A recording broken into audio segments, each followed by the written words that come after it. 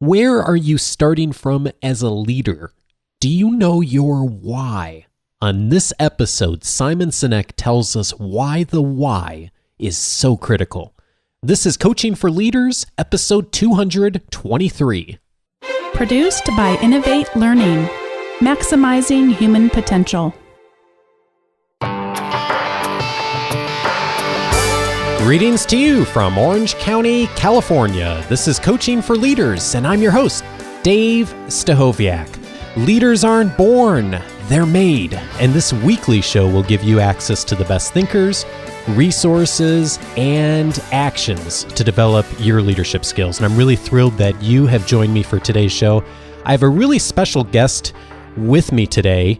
Many of you will recognize his name. For some of you, you may be getting introduced to him for the first time, but over the last 6 to 9 months, I've probably received more requests to interview this person from our audience than anyone else, and I'm really thrilled to be able to welcome Simon Sinek to the show. Simon is an unshakable optimist. He teaches leaders and organizations how to inspire people, and he has a bold goal to help build a world in which the vast majority of people go home every day feeling fulfilled by their work. And Simon's leading a movement to inspire people to do the things that inspire them. And he's the author of 2 books, which you may recognize: the global bestseller, Start With Why, How Great Leaders Inspire Everyone to Take Action, and also his newest book, the New York Times and Wall Street Journal bestseller, Leaders Eat Last, Why Some Teams Pull Together and Others Don't. And he is best known for popularizing the concept of why and for the TED Talk that he gave on the subject. And it has become the second most watched TED Talk of all time on TED.com. Simon, I'm so glad to welcome you to Coaching for Leaders. Thanks for having me. Well, forgive me borrowing the title of your first book, but let's start with why. Where did this concept come from, and why is why so important to how leaders frame what they're doing in organizations? Well, it gives everything context, right? It gives everything a sense of purpose. It gives everything a sense of meaning. Without that sense of context or purpose, we end up just working for the result. We end up just working for the money, right? And at the end of the day, as much as money is needed to make the company grow and go, of course, it doesn't fulfill us. Nobody imagines having a tombstone with the last number in their bank account printed upon it. You know, we imagine having a tombstone with what we did for others. You know, he gave, she cared, etc. And so, ironically, or not so ironically, the companies and the leaders with a sense of purpose, with a sense of cause, who know their why, actually tend to be the most successful companies as well. So it's the why that's really the difference maker, more so than the bank account, the maybe the strategy, the market research, all the other things that a lot of times we tend to think of first when we're thinking about business strategy. Right, exactly. I mean, like I talk about starting with why. It's not the end all be all, but it's a starting place. To know why you do something, to know why you started the company in the first place. Most companies, the successful ones, weren't founded because somebody read a magazine article and thought there was a market opportunities. The best companies were founded on an idea or an experience or a problem that somebody personally or suffered them, or somebody close to them personally suffered, and the solution they found became their company. You know, those tend to be the best companies because they're filled with passion and purpose and cause, because somebody is viscerally committed to that because they know that it matters, as opposed to just the pursuit of some market opportunity. What's more is it's very hard to inspire and attract people to give their blood, sweat, and tears so that you can pursue some market opportunity. You have to pay for that, and that gets expensive after a while. Yeah, and I've heard you speak about market research and how a lot of companies really overuse market research, or even whether or not market research is really a place even organizations should be spending time. Why is that problematic for how organizations approach this question? It has a purpose at a tactical level. Companies should not be deciding their purpose or their cause based on market research. That's like a politician deciding what their vision is based on poll numbers. And we all know how upsetting that is. We want to know what they actually believe. We want to know what their actual vision is. And if we align with their vision, we will follow them. But if they just look at polls, we know that they're not really committed to anything, and it's a very selfish pursuit. Companies are the same.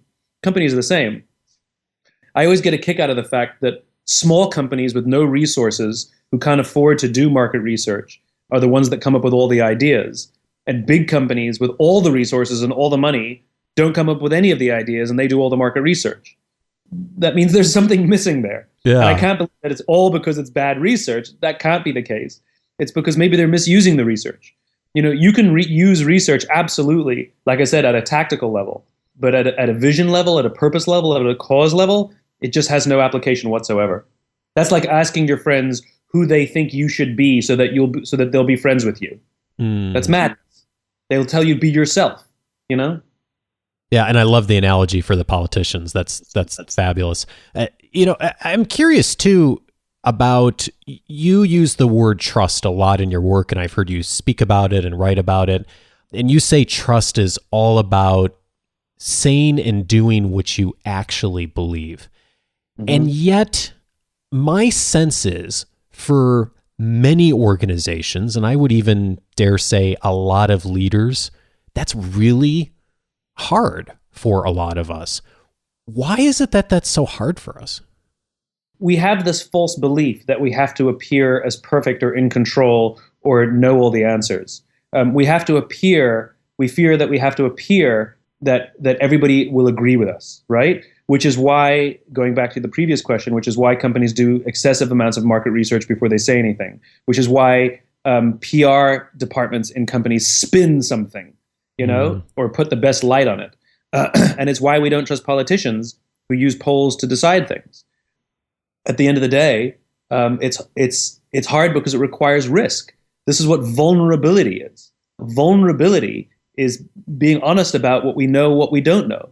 Vulnerability is putting a vision out there, not really 100% sure if other people share our vision. And all of that is very risky and very scary to a species that so much of our behavior is governed by our desire to feel safe. And so with the people you work with, Simon, and I know you've had a lot of success in both you talk about both in your friends and your interpersonal relationships, but also in businesses and organizations you've worked with, of helping people to make that shift. What is it that you see that starts to get people to bridge that gap and to, if not be comfortable with it, at least be willing to have the courage to take that step?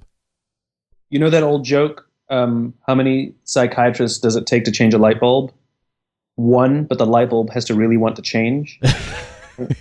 It's the same thing, which is the first step to becoming that leader that we wish we had is you have to actually want to be the leader.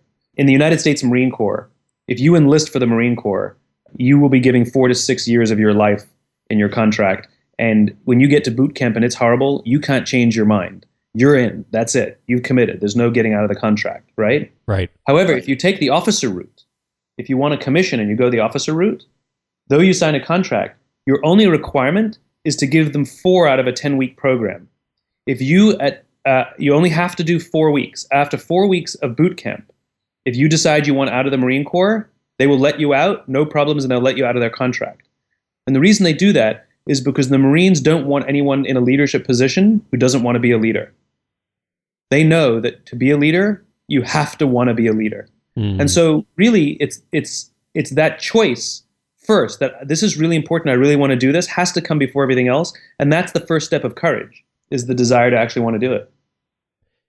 Is that something that we learn, or is it something that we have to align and find the right thing for us that we feel passionate about? Because I get the sense sometimes that sometimes people feel like they don't have that passion, they don't have that desire. And so where do people go who run into that obstacle?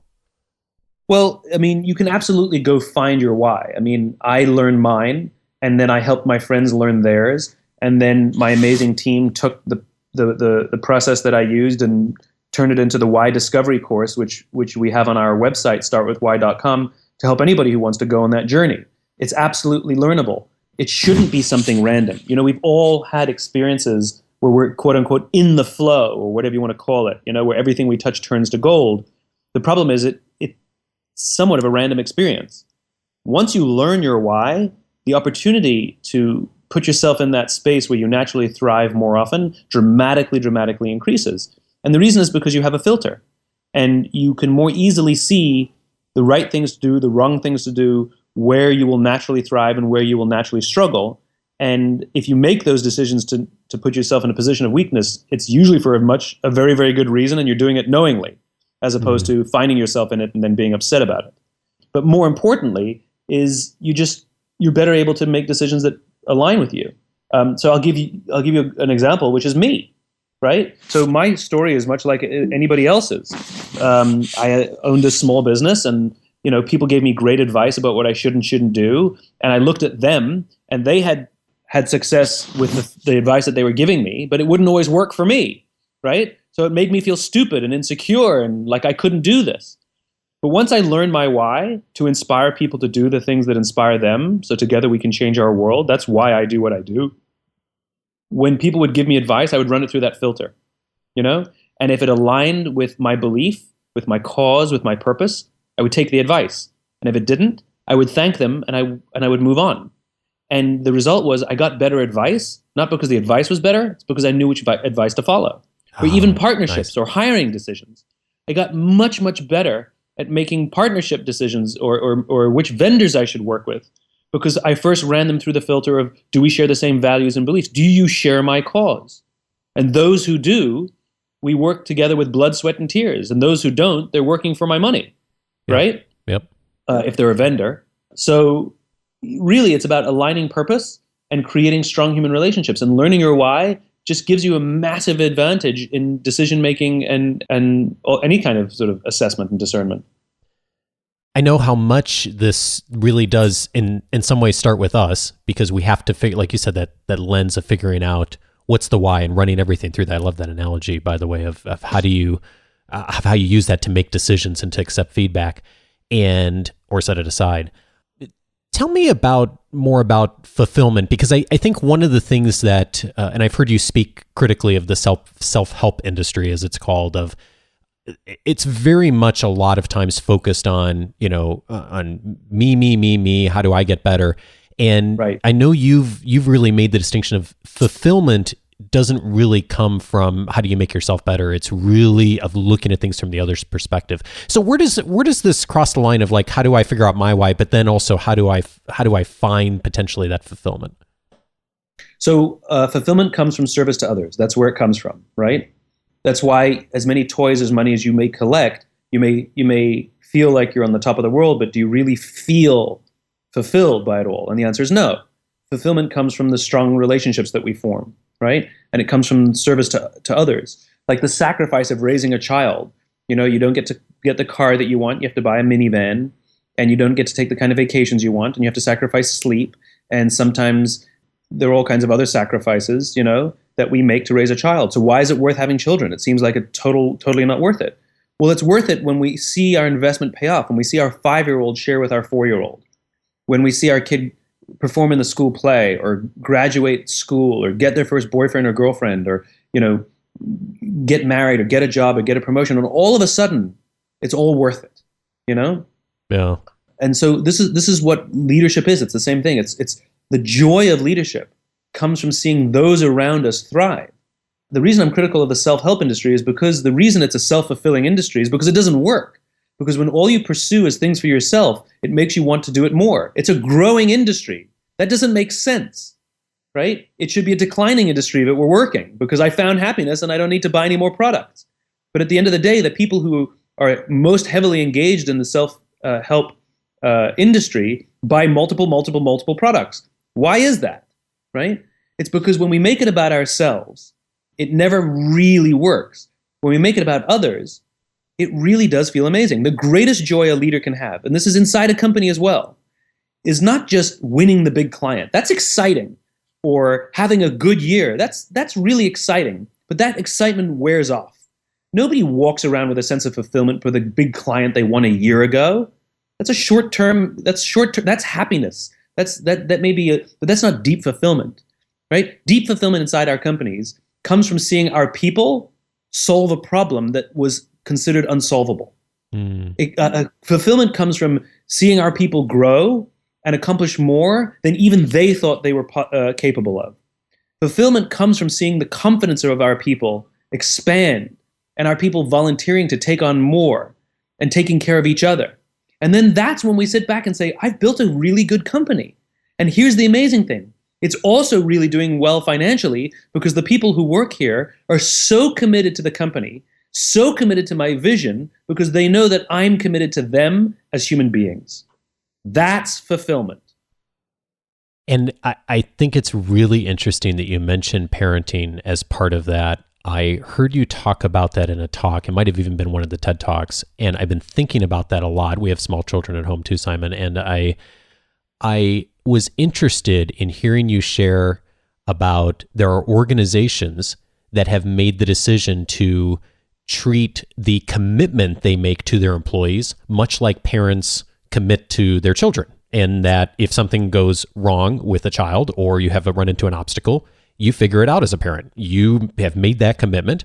And right. That there are businesses now and organizations and some leaders who have also made similar commitments. And I was wondering if you could share a bit about just maybe one of the examples or how that's played out and why that really speaks to what you're talking about. Sure. And it's true.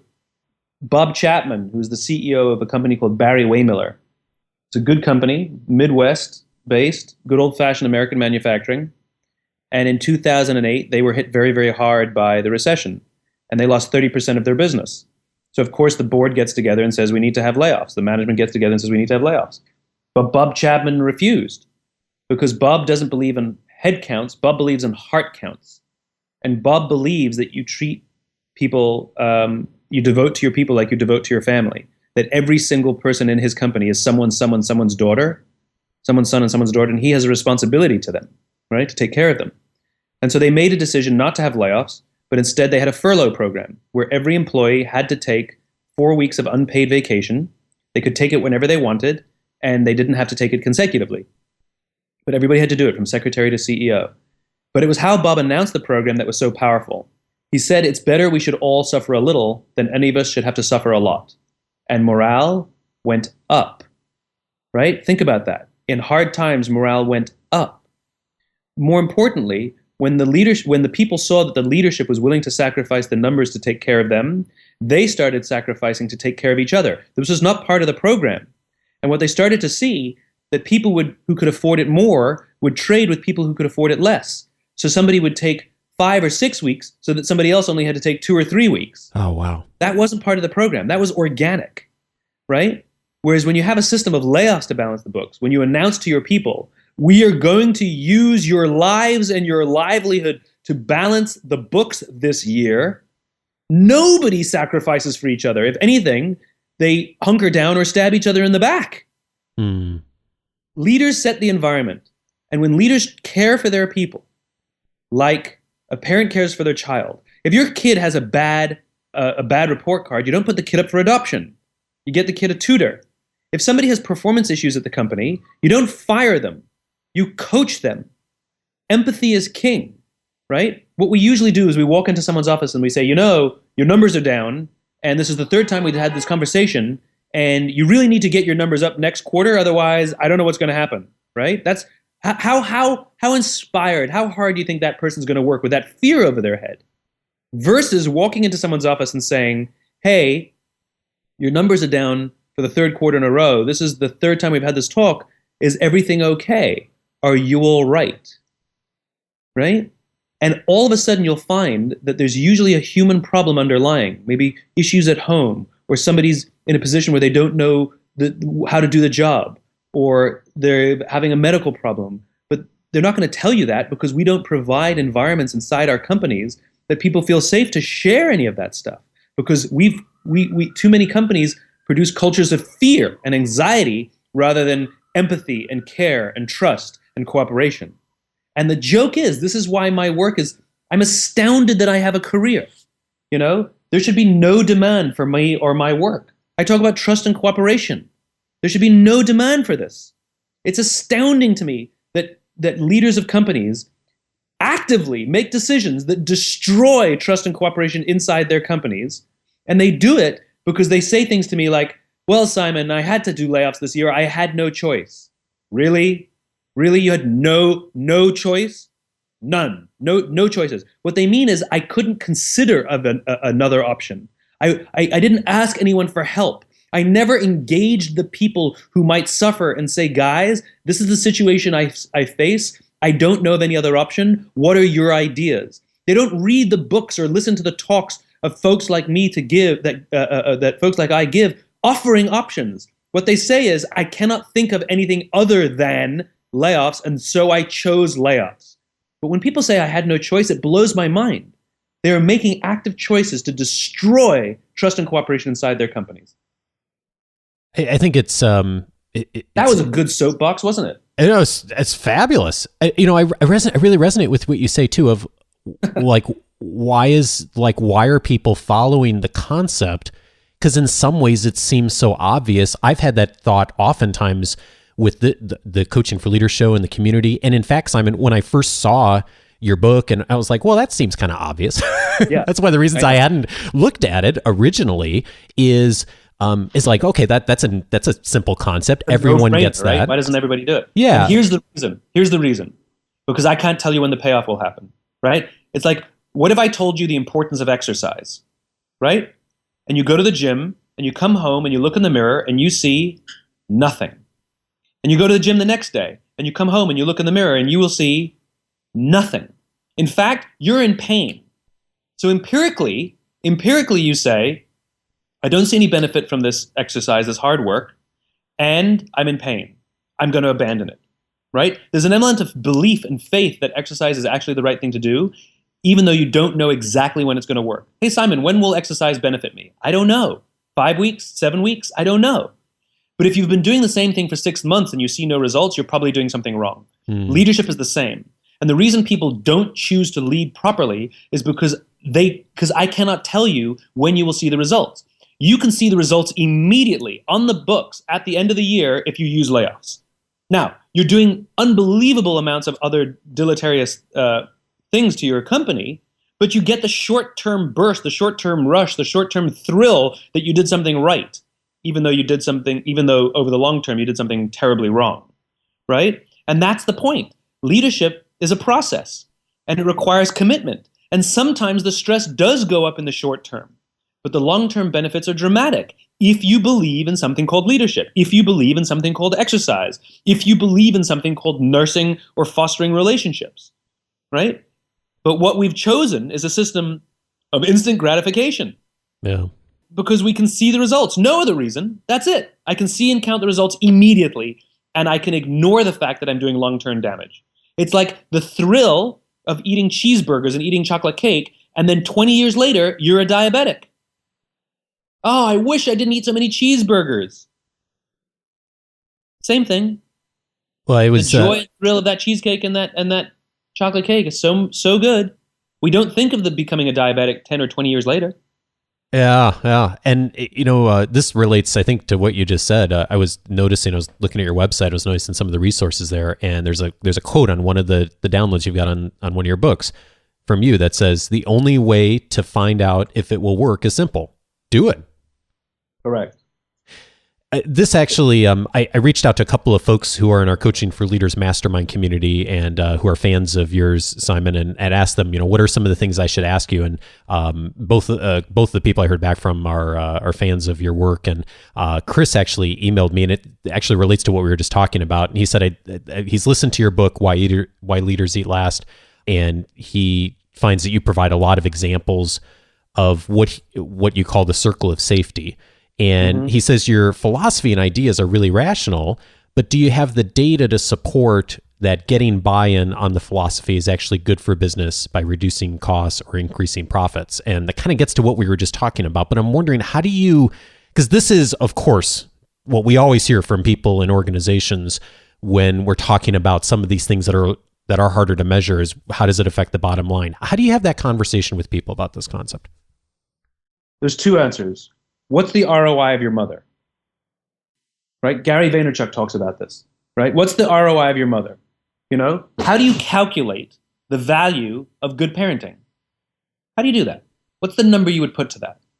It's very hard to do, but you can always tell a good parent. You can always tell by looking at the kids a good parent, right? In other words, a company runs better.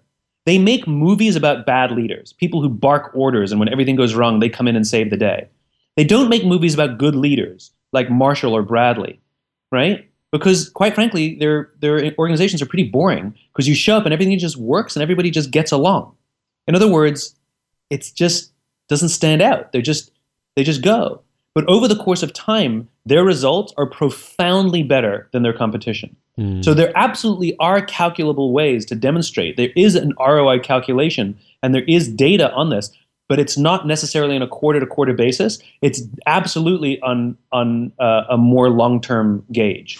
You know, if you look at GE versus Costco, a company that we hailed for who knows what that is, good leadership, but a company who embraced shareholder supremacy, layoffs, and all of these things, rank and yank, all of these terribly destructive long-term leadership philosophies that Jack Welch pioneered. And if you look at their short-term gains, it's fantastic. Huge highs, you know?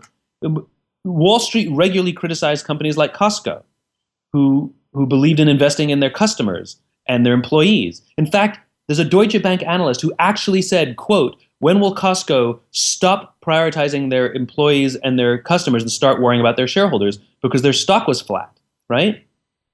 Well, flash forward over the course of time, right? If you invested $1 in GE when Costco went public in December of 1984, to this day, you would have made 600% on your money. If you invested $1 in the S&P 500 that same year, you would have made 600% on your money. If you invested $1 in Costco, you would have made 1,200% on your money. Wow. GE is a roller coaster of highs and lows, highs and lows, highs and lows, highs and lows, where Costco is this steady, beautiful incline, right? GE needed a $300 billion bailout after 2008. You want to know why? Not a stable company. Costco needed nothing, right? The point is, in the short term, yes, everything that I rail against is fine for the short term. If you want long-term stability, if you want long-term success, if you want something that lasts, if you want something that outdoes your competition year after year after year, not just 1 year, that only comes with a commitment to leadership, and the results are easily evident over time. Not to mention the fact that you don't have to hire and fire barely ever because people who work for you are devoted and committed. So you don't have the churn, the expense of the churn. You don't have the expense of having to hire everybody back that you laid off as a consultant. You don't have to have all the retraining and productivity issues because you have to hire new people and retrain. You don't have the destruction to the culture. You get people's better ideas because people aren't walking around afraid. They're walking around committed to seeing that your company and your cause advance and do better than everybody else. You cannot have an innovative company without good leadership. Because innovation is about ideas and risk and trying new things. No one commits new ideas or takes a risk if they have fear that there's going to be sacrifices if money's lost or if the results aren't there, right? If everything's quarterly analyzed or annually annualized, then no one gives you their best ideas, right? The best ideas come from people who share in cause and feel safe in the environment that they're committed to. And so people who ask for ROI in the short term, I may or may not be able to give you some examples. Over the long term, I can give you thousands. I love it. Great examples. And this next question goes right along with it. In fact, I might already know your answer, but Mike, who's part of our mastermind too, says, how do you make these ideas part of the operating culture of the organization? Good leadership. That's exactly what I expected you to say. That's what leaders are supposed to be doing. Yeah. Leaders are not responsible for the numbers. Leaders are responsible for the people who are responsible for the numbers. We go through this transition, right? Well, hopefully we go through this transition. When we're junior, the only thing we have to be responsible for is doing our jobs. And you do a good job. That's all you're responsible for. Some people get advanced degrees on how to do that job. They become accountants or engineers or doctors. That's advanced training on how to do a job. That's what that is, right? And all you have to do is be good at your job. And the company gives you tons of training how to do your job. They'll teach you how to work the machine or use the software. They'll teach you how to sell. They'll teach you about the product. Lots of training for junior people how to do the job. And then go do the job. And if you're good at your job, they'll promote you. And if you're really good at your job, they'll promote you again.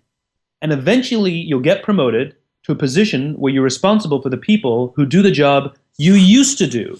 But nobody teaches us how to do that. And that's why we get managers and not leaders. But that's like putting someone in front of a machine and demanding results, but not showing somebody how to use the machine. So we get people who manage our work and manage our people because they actually do know how to do the job better because that's what got them promoted. We need to teach people how to lead. It's a process. As you said, leaders aren't born, they're made. We have to teach them how to do it so they can go through this transition where they have to learn that they are no longer responsible for the job. They're responsible for the people who are doing the job. They're no longer responsible for the results. They're responsible for the people who are responsible for the results. There's not a CEO on the planet. There's not a senior executive on the planet responsible for the customer. They haven't talked to the customer in 10 years. They're responsible for the people who are responsible for the customer. And when they get their job right, meaning when they lead instead of manage, what they get is people who are devoted and committed to the results, the customer, and the numbers, because they feel that somebody's committed and devoted to them. If, however, we commit ourselves to the numbers, then everybody else is worried about themselves and not wanting to stand out and not wanting to make a fool of themselves and not wanting to lose money because it's a culture of fear.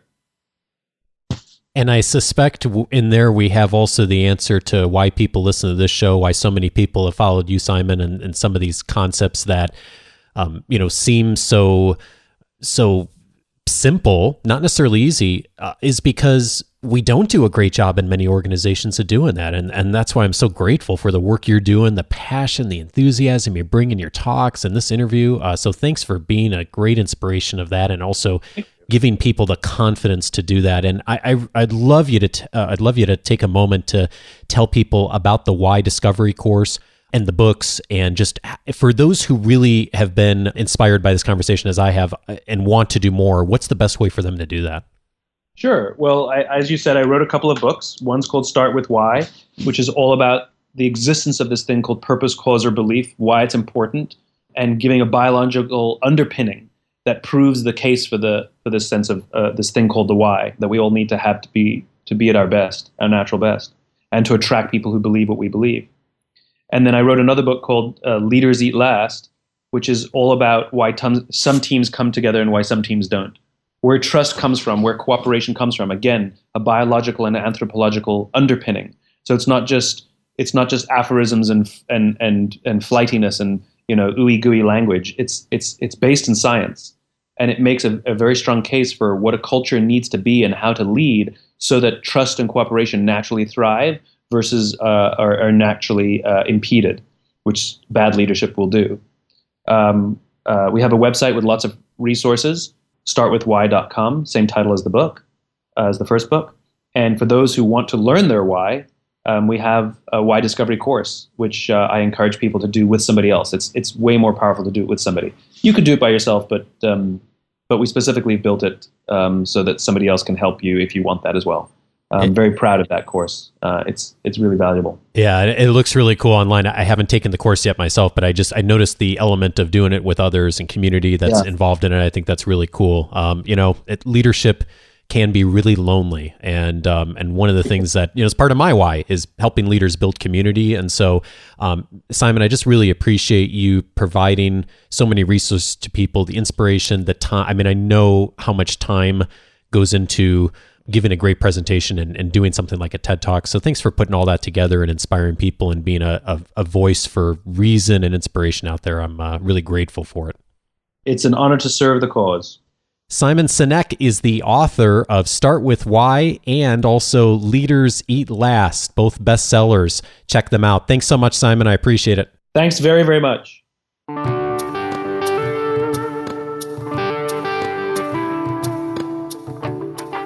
Oh man, there's so much I could say about this conversation with Simon. The thing that I'm left with, though, is how I could have listened to him for another hour or two talk about this topic, and not just because I'm interested in the topic, which of course I am, as many of you are, but because he's so passionate about it. Can you tell in his voice, in his energy, in his examples? I might even give him many of these questions in advance. We'd never talked before today. And yet, the energy level that he brings, the enthusiasm for what he's talking about, you can tell he knows his why and he knows his life's work. And so my challenge for each of us is to do some work to identify our why. And Simon's books, his TED Talks, and the course he talked about are excellent avenues for you to begin that path and begin that journey. So I certainly would encourage you to check out those resources. And in addition, I'd also encourage you to keep listening to this show. I just cannot resonate more with what Simon said, is that it's so much the case in so many organizations and industries. We do such a great job of teaching people how to use the software and to run the machines and use the technology and manage the projects effectively. And yet we are just, as a business world and an organizational world, we fall so short on this process, and it really is a process. It's a lifelong pursuit of leadership development, of helping all of us to lead more effectively. I've had great resources in my career over the years for leadership development, and I still find myself ill-equipped in many situations of wanting more that I can bring to the table to be the kind of leader that Simon has articulated here on this conversation. And so if you find yourself struggling with that too, and ill-equipped sometimes on how to take the next step, my message for you is you are not alone, and you have found your people on the show. And this show is very much centered on continuing that conversation each week to give us all the inspiration, the models, the tools, the stories, the examples that will help you to do that, because in a lot of places we don't do that as well as we could. And so I hope you'll join me in that journey and those obstacles and those struggles and the joys and all the things that come along with that in leading. And it is a journey for all of us. And I am really honored to be on the journey along with you. And I'm honored that you have taken this show as part of your leadership development and part of your process for discovering that why. And I hope that you'll continue listening. If this is the first time you're checking out the show, you can subscribe to the show on whatever app you're listening to, or iTunes or Stitcher. And of course, I always welcome your comments, especially for the Q&A shows that come every first Monday of the month. The next one's going to be episode 225. And if you have a question that you'd like to have considered for that show, or maybe have a comment on this show, go ahead and go over to coachingforleaders.com/feedback. And while you're online, please take a moment to join my weekly leadership guide if you don't already receive it. The leadership guide comes to your inbox every Wednesday and includes my thoughts and recommendations on the best articles, podcasts, videos, books, articles that will support your development between the shows. I think I said articles twice there, but that's okay. There's always great articles out there every week, and a few minutes of reading things that are online will really help you. And I spend a lot of time each week online looking for things that I think will be helpful to this community, and I often include those in the weekly updates. And it also includes links to the weekly show notes. So if you, like me, listen on the go and you want to come back and look for some of the quotes of the things that Simon said and all of our guests say on past and future episodes, Andrew's doing a beautiful job of putting those together in the show notes every week. And we send those out, so that's a great way to come back to all the resources that are mentioned on every show. And as a bonus, when you join the weekly leadership guide, you're going to get immediate access to my reader's guide that lists the 10 leadership books that will help you get better results from others, and brief summaries from me on the value of each one of those books. It's an 11-page guide and also comes with a 9-minute video, so take a moment to check that out at coachingforleaders.com/subscribe, and you will get access to all of that, plus the leadership guide every Wednesday from that point forward. And finally, this week, a huge thank you to John Lockhorst here in the United States for the kind review you left on iTunes. John, thank you so much, man. I really appreciate you taking a moment to share something on iTunes about the show. And if you've been listening for a bit, if the show's been helpful to you, the one thing you can do that will be so helpful to me and the rest of the Coaching for Leaders community is to take a moment to leave a review on iTunes. Go to coachingforleaders.com/iTunes. Thanks in advance if you choose to do that. It really does help so many more people find the show, as many people do, just searching online on iTunes. So thanks so much for that. And I hope you have a great week, and I look forward to talking to you next Monday. Take care.